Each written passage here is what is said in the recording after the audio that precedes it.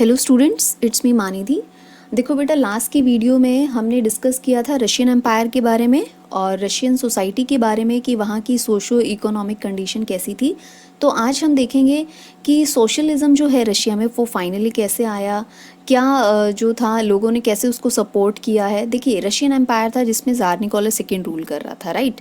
और वहाँ पे लोगों की जो कंडीशन थी, सोशो इकोनॉमिक कंडीशन थी, वो लोगों की अच्छी नहीं थी। तो लोगों को एक रास्ता चाहिए था जिस पे वो चल सके और अपनी कंडीशन को जो वो इम्प्रूव कर सके। तो उसी टाइम पीरियड पे जब वो सोशलिज्म आ रहा था, ठीक है, जो डिफरेंट थिंकर्स ने इनके सामने आइडियोलॉजी लाई थी सोशलिज्म की, तो लोगों ने उसको सपोर्ट करना स्टार्ट कर दिया, ठीक है। लेकिन उसके पीछे का बैकग्राउंड क्या था वो थोड़ा देखते हैं। देखिए, 1914 तक जितनी भी पॉलिटिकल पार्टीज थी वो सभी इलीगल थी रशिया में, ठीक है।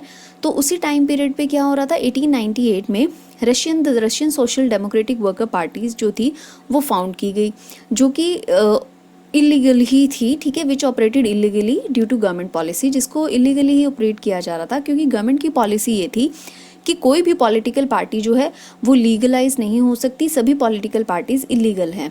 तो फिर ये पार्टीज वर्क कैसे कर रही थी बेटा, ये पार्टी सीक्रेटली वर्क कर रही थी, ठीक है, क्योंकि ज़ार निकोलस सेकेंड इनको पसंद नहीं करता था, ठीक है, इस तरह की किसी भी पॉलिटिकल पार्टी को। तो इस पॉलिटिकल पार्टी ने क्या किया था, वर्कर पार्टी ने क्या किया था, न्यूज़पेपर सेटअप किए, वर्कर्स को मोबिलाइज किया, स्ट्राइक्स ऑर्गेनाइज की। तो 1900 में एक्टिव जो सोशलिस्ट थे उन्होंने कंट्री साइड मतलब जो रूरल एरियाज था, ठीक है, मेन सिटीज़ से बाहर का एरिया, वहाँ पे एक सोशलिस्ट रेवोल्यूशनरी पार्टी उन्होंने फॉर्म की, ठीक है। और ये जो पार्टी थी वो किसके लिए डिमांड कर रही थी, पेजेंट्स के राइट के लिए, ठीक है। और transfer of lands from the nobles to the peasants, कि जो पेजेंट्स हैं उन्हें किसकी लैंड ट्रांसफ़र की जाए, कि नोबल्स की, ठीक है, कि लैंड का ट्रांसफ़र हो। तो यहाँ तक आपने देखा कि जो पॉलिटिकल पार्टीज़ हैं वो इलीगल है रशिया में, लेकिन फिर भी जो Russian social democratic worker party है वो वर्कर्स के लिए वर्क कर रही है, और जो सोशलिस्ट रेवोल्यूशनरी पार्टी है ये पेजेंट्स के राइट के लिए वर्क कर रही है, राइट। तो इसी में क्या है कि व्लादिमीर जो लेनिन है वो बोल्शेविक ग्रुप को लीड करते हैं, और वो and believe that in a repressive society and the party should be disciplined and should control the number and quality of its member. तो और the other socialist group named the Menshevik advocated entry for all in the party. तो यहाँ पे मैं आपको पहले ये बता दूँ कि बोल्शेविक ग्रुप और मेंशेविक ग्रुप क्या है। ये रशियन नेम है, बोल्शेविक एंड मेंशेविक, ये ग्रुप है जिसमें बोल्शेविक ग्रुप जो है वो मेजॉरिटी में था और मेंशेविक ग्रुप जो है वो माइनॉरिटी में।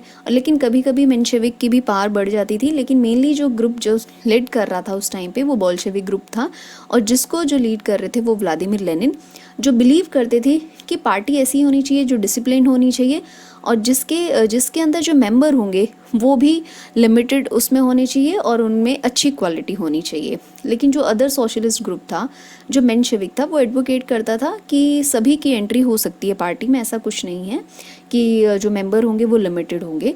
तो यहाँ तक आप ये देख रहे हैं कि जो पॉलिटिकल पार्टीज बन रही थी धीरे धीरे जो सोशलिज्म को सपोर्ट भी कर रहे थे, पर उनमें भी हम डिफरेंसेस देख रहे हैं कि ठीक है, उनमें भी डिफरेंसेस थे उनकी आइडियोलॉजी के बेस पे, लेकिन मेन उनका सोशलिज्म था, but still they were different, ठीक है, किसी ना किसी मायने में वो डिफरेंट थे, ठीक है।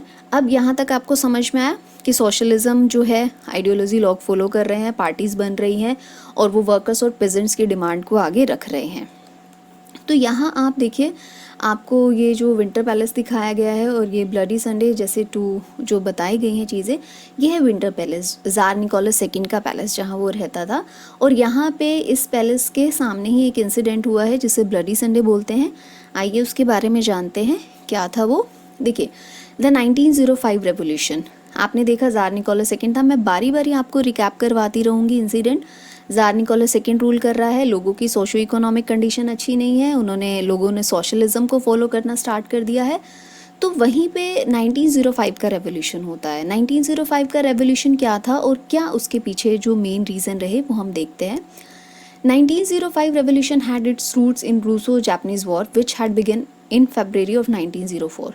कि फरवरी 1904 में क्या हुआ, रशिया और जापान में वॉर हुआ, ठीक है, जिसमें क्या हो रहा था, रशिया बुरी तरह से हार रहा था और लोगों को बड़ा गुस्सा आ रहा था ज़ार निकोलस के ऊपर कि वैसे वो हमारा किंग है लेकिन वो क्यों हम लोगों को प्रोटेक्ट नहीं कर रहा, क्यों इतनी ज़्यादा डिफीट हो रही है हम लोगों की, ठीक है, एक ही मेन रीज़न था। दूसरा क्या हुआ कि जनवरी 22 को जो 1905 a crowd of peaceful demonstrator gathered before the jar winter palace. कहाँ पे जार विंटर पैलेस? यहाँ पे, ठीक है।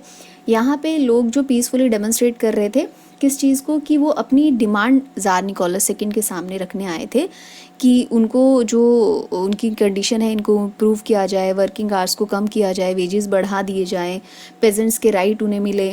तो इन सब चीज़ों को वो थे जार निकोलस सेकंड के सामने रखने आए थे, लेकिन पीसफुली, ठीक है, पीसफुली डेमोन्स्ट्रेट कर रहे थे सेंट पीटर्सबर्ग में। तो वहाँ पे क्या होता है कि जार निकोलस सेकंड अपने पुलिस को ऑर्डर देता है उन लोगों पे अटैक करने के लिए, जिससे बहुत सारे लोग वहाँ पे मारे जाते हैं और बहुत सारे लोगों को इंजरीज होती है। इसी वजह से इस इंसिडेंट को कहा जाता है ब्लडी संडे, कि उस दिन संडे था और लोगों की डेथ हुई, इंजरीज हुई उन्हें। तो इसके बाद क्या होता है, 1905 का रेवोल्यूशन होता है, जिसमें जो कंट्री पे लार्ज लेवल पे स्ट्राइक होती हैं, बैंक्स को क्लोज कर दिया जाता है, halting trains, paralysing industry paralyse होती है, ट्रेन्स को रोका जाता है।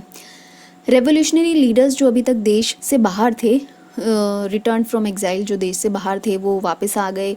वर्कर काउंसिल्स बनने लगी नॉन एंड सोवियस, जैसे मॉस्को और सेंट पीटर्सबर्ग में बनने लगी। ज़्यादातर रूरल एरियाज़ में पेजेंट्स जो थे उन्होंने मैनोर के हाउसेस जला दिए, लैंडलॉर्ड्स के ऊपर अटैक करना स्टार्ट कर दिया। तो इन सब में फाइनली क्या होता है, देखिए 1905 का रेवोल्यूशन हो गया है, ठीक है। मेन उसके पीछे क्या रहता है, रूसो जापानीज वॉर है और ब्लडी संडे का इंसिडेंट रहता है। तो लोगों ने क्या किया है, 1905 का रेवोल्यूशन हो गया है, उन्होंने वो जार के अगेंस्ट हो गए हैं।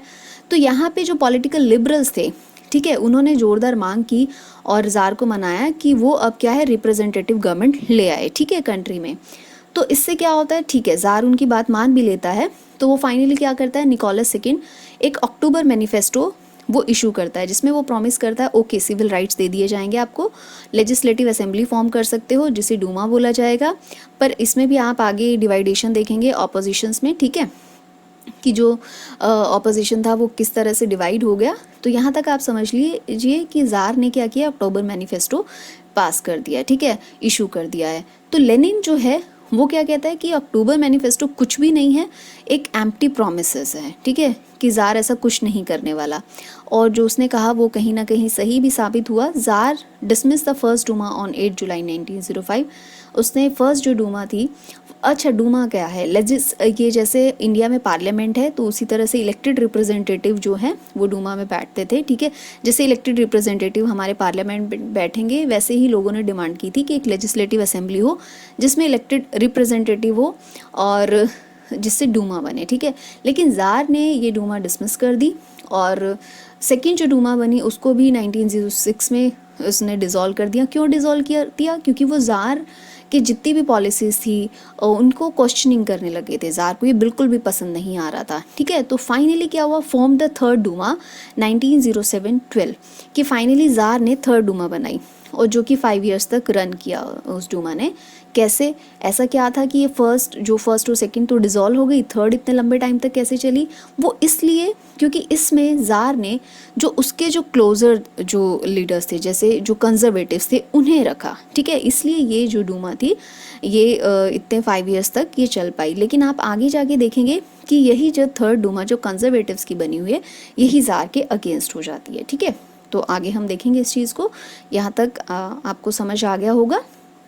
देखिए अब फर्स्ट वर्ल्ड वॉर हो जाता है। देखो आपने देखा अक्टूबर मैनिफेस्टो किस वजह से लाया जाता है, 1905 का रेवोल्यूशन होता है।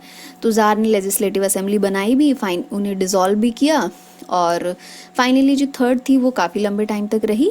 अब आप क्या करेंगे, अब यहाँ तक का आप अच्छे से देखेंगे और इसे समझेंगे, ठीक है। नेक्स्ट हम आगे कवर करेंगे आगे की वीडियो में, ठीक है। First world war and the Russian revolution, right बेटा? ओके।